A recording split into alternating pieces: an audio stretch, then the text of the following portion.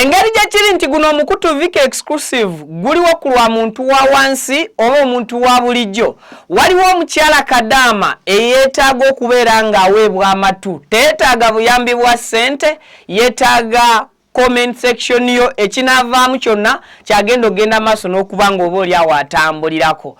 Naye bakadaama oba bankuba kyeyo mu mbeera emu oba mu mbeera ey'okubiri, kansooke njogere ekigambo kimu, mutererere ku ekyo ekyabatwaza okukola. Mususse okweyitiriza ne mukola ebitabatwaza ku kyeyo. Kale tuwulirize, nange kampulire nga naawe bw'owulira. Byo biriwa yowero byagala gaana. Rose nakugamba nti okuba natuuka mu nnyumba muno omusajja yankwana paka mwaka mulamba bwe maze mu nnyumba muno omusajja yannemerako. Nasooka ne ndowooza oba akagere ke balina ebijiini byabwe ayagala kumpa bijiini naye yandibadde yanvaako dda. Ndowooza omusajja akyalemeddeko ne ku ssaawa y'akaakano. Naye bwe wanyumiriza mukwano gwo nti bakikola n'amuwa ssente. Ate nga embeera eri mu nnyumba muno Rose mpulira ngikooye, sigenda kumalako myaka 2 embeera ngikooye y'omu nnyumba muno. Nze mbadde nkusaba ompe ku magezi Rose, kubanga emyezi 2 egiyise omusajja ono kuba nze ntegeka ekisenge kye baayawukana ne mukazi we era buli omu asula mu kisenge kiki. Owulira Rose? Naye omusajja ono emyezi 2 egiyise yaŋŋamba, yatandika jangu nyamba ze stokisi biki Justine nkwagala, yali yanyongeza ssente ng'ampa $400. Yaŋŋamba emirimu mingi kuba okola wano n'ogenda na wa muwala wange n'okola, kankongeze nkuwenga $400. Era Rose omusajja abadde ampa bina ebya $, era nnyina emyezi 6 mu nnyumba muno nga buli mwezi nfuna $400. Owulira Rose? Naŋŋamba nina kyenjagala okugamba onkolere nkongezeeyo ku ssente endala. Onookisobola ne mugamba kiki?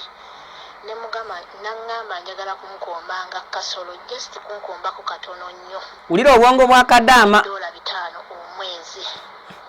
Rose bwe nadda mu kisenge kyange ne neebaka, nendaba embeera omukazi gy'ampisaamu, nendaba nga sigenda kumalako mwaka guno, omwaka ogwokubiri nga ndaba sigenda gusobola kumalako.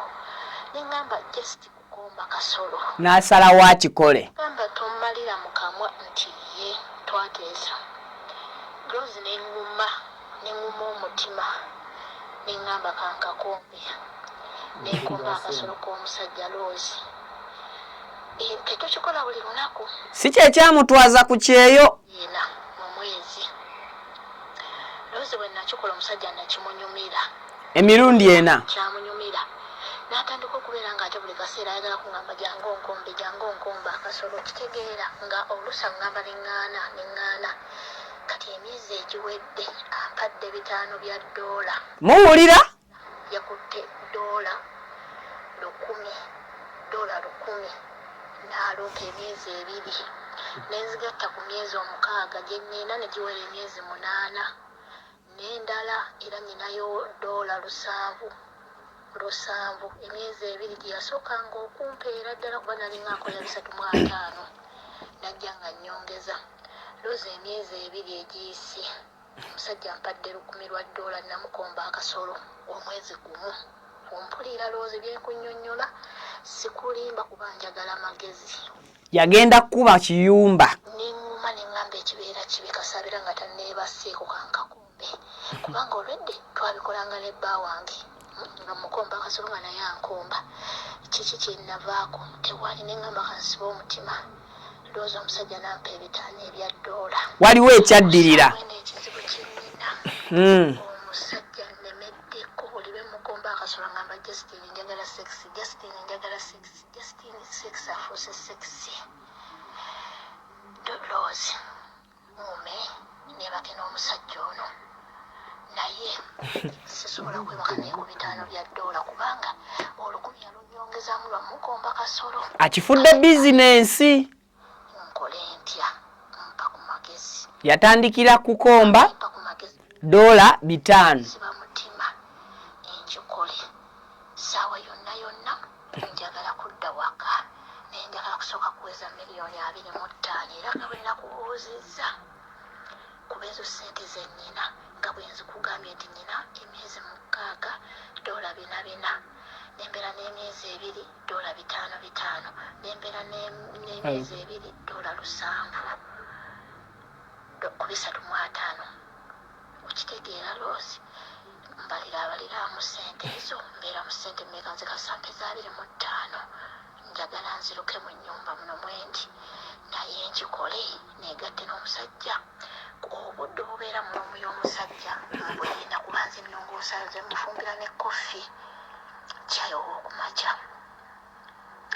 mpa ku magezi muganda wange mpa ku magezi kubanga yennyumba emirimu ginnemeredde nze njagala kuvaawo ne bwe mbeera situusizza gwa 10 naye malako akasolo k'omusajja kanene Rose nsiba omutima negatte naye era mugambe ssente mmeka kuba ssente zaazirina musajja mugagga alina ssente empitirivu ali mu bizinensi kati meka mpa ku magezi muganda wange era bw'oba owulidde meseji eno nkusaba onziremu kuba nkubuulidde buli kimu singa kyenkukwese tuyita mu mbeera kuba twagala ssente Rose tojja ku kyeyo kunoonya ssente twava e Uganda nga tuzze kunoonya ssente nsiba omutima kuba yaŋŋamba kondomu ziina Justine neŋŋaana Rose neŋŋaana era omusajja talabanga kuweefuse tankwata nga kuwadde ku bbeere mukomba bukombi nemulekaawo ate kabadde nekiyayana nga kimala oluusi nga kimala nekiŋŋamba Justine njagala kumpaako ngenda kusasula ssente endala biki kyakwata nako ku $2 nekiŋŋamba nti $2 zizino wano kasatu egatta naawe teziri ku musaala buloozi nenzigaana paka kati segattangako na musajja genkubuulira ge mazima naye mpulira nfunye ekirowoozo nti nkikole malako kale bampita Vicky gwatamanyi nkweyanjulira yenze omukutu oli ku Vicky exclusive era nga nkwebaza olw'okubanga naawe okyampadde akaddeko soko subscribinge ku mukutu bwe wato subscribinganga ate era video giweka like information ene esobole okutambula etuuke ku bakyala abali ku biyumba eyo abayinza okuba nga bagenda kugwa mu katego akafaanana ng'ak'omuwala ono ekisookera ddala butya bwe twafunye voice note eno yalinkinze okuva ku mukwano gwe yagiwadde bw'atyo mukwano gwe n'agitusindikira nga naye mukwano gwe gwabiwadde ebirowoozo bye alistaaka n'ayagala ebirowoozo ebyo ffenna tubifuneko ekisookera ddala mukyala Kadaama kiki ekyakutwaza ku kyeyo bwe wali ogenda ku kyeyo contract yo yali eyogera ki kyakubiri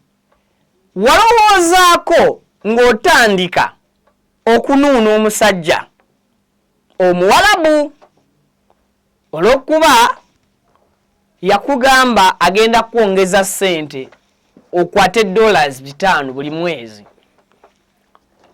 $5 gwandaba awampuliriza mu mbalirire ennyangu $1.5 wane e Uganda ezaffe ezawano ezizivaamu $1.5 Kadaama bw'aba yasayininga contract ye afuna akakadde kamu oba $900 kitegeeza baamwongeramu $5,000 agambye mu bubaka bw'amaloboozi mu ddoboozi lye nti yali akikola emirundi 4 omwezi kitegeeza buli wiiki yanuunanga omusajja oyo oba yakolanga ekikolwa ekyo olwa $5 meka olw'emitwalo 50 egyamwongerwamu naye mwakolera ebikolwa ebyo maka agalimu omukyala nannyinigo ono mukozi bukozi baganda bange abawala abali ku kyeyo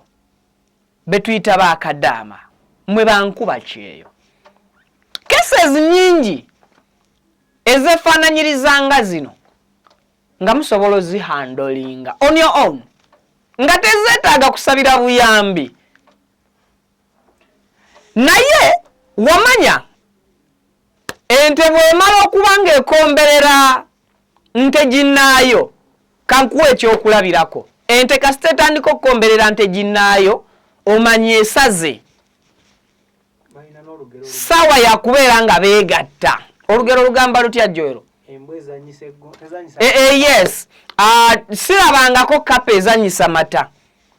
Embwa togirekera nnyama gikuuma. Ebyo byonna byakulabirako.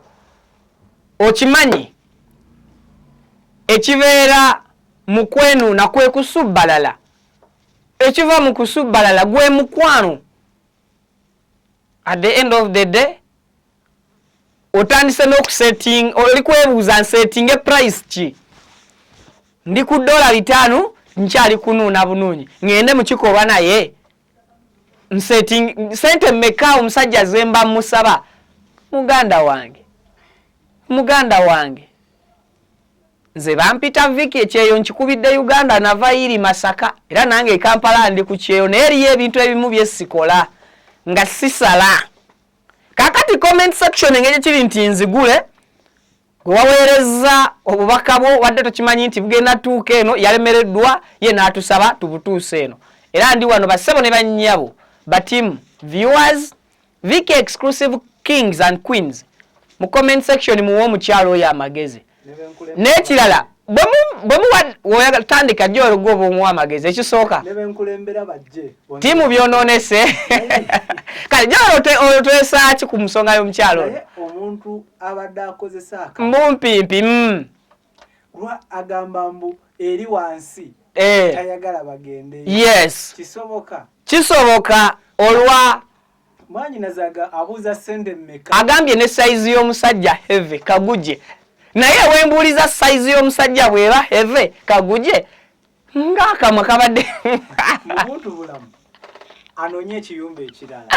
Gwe Joero suggestion yo anonye ekiyumba ekirala. Kale comment section werinzigule naye mukyala Kadaama buli Kadaama yenna ali mu mbeera efaanana bweti.